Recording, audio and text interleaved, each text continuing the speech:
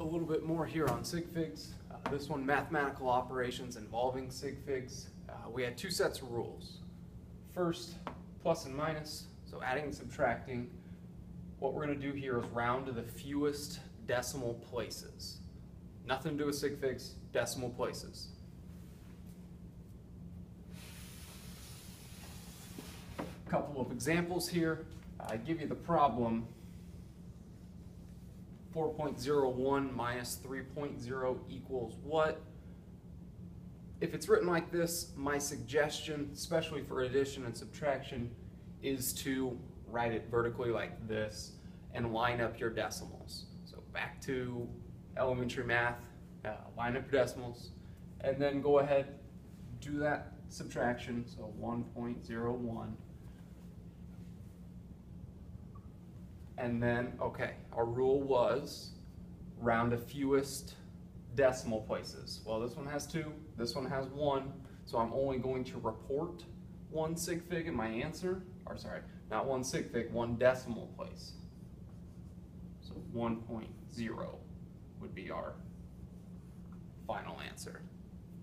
Second example, again, we're adding, but same thing, line up your decimals, and then add 25.03. Rule, round to fewest decimal places. Fewest decimal places was here. I had no decimal places, so I want my answer to show that. 25. The reason why we do this is because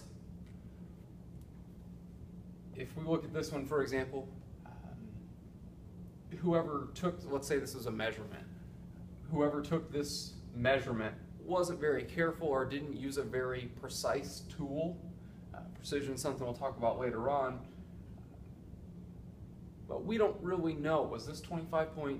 Was this 25.01? How exact were they? I don't know. This is as good as it gets. Whereas this person was using a better tool. You know, it gave me to the 100th.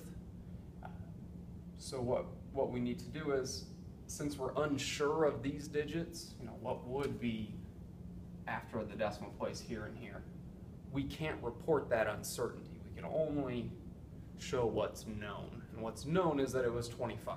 After that, we don't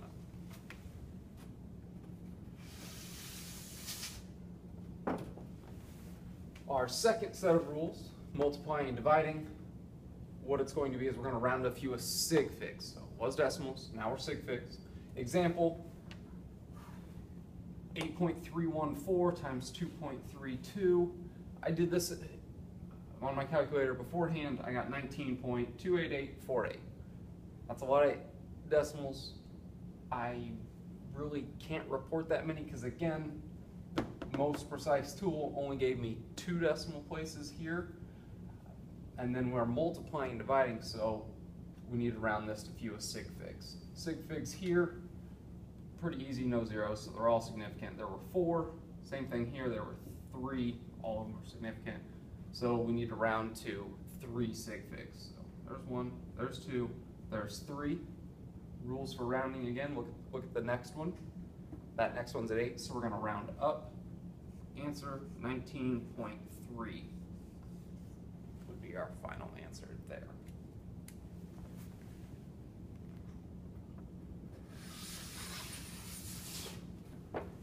Putting it all together, what happens when we have a whole bunch of stuff? So a mixture of operations here. So 2 times 1.5 plus 3.24 in parentheses there. Did the math in between. Do this kind of step by step. Some people will tell you differently. Some people just say, hey, round at the end.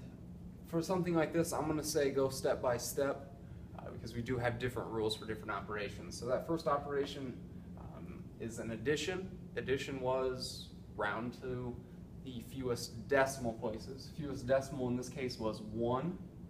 So looking at this, to round to 1 decimal place, well, that's, I want to look at that second decimal. It's a 4, so I'm going to round down or leave it. So this is really 4.7 multiply that answer by 2.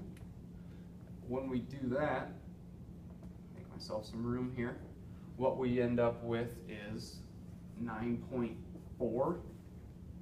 Well, we were multiplying. Fewest sig figs is, this one only has 1, so to round this to 1 sig fig, our answer is really 9.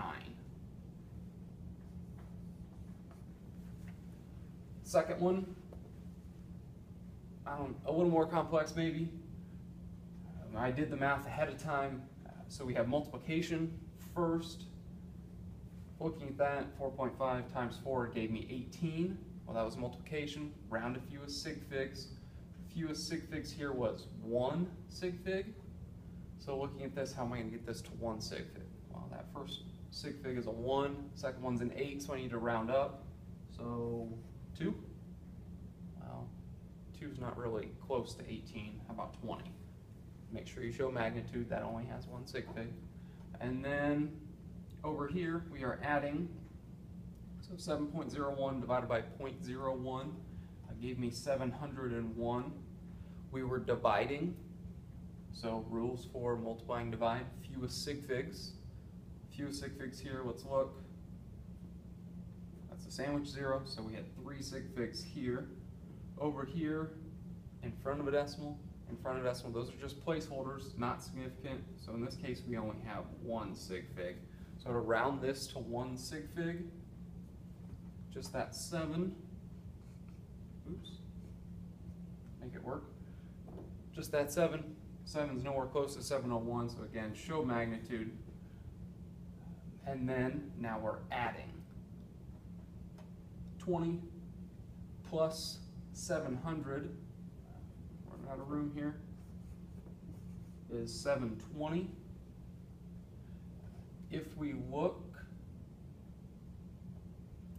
we said fewest decimal places. We're not really sure kind of how exact these were.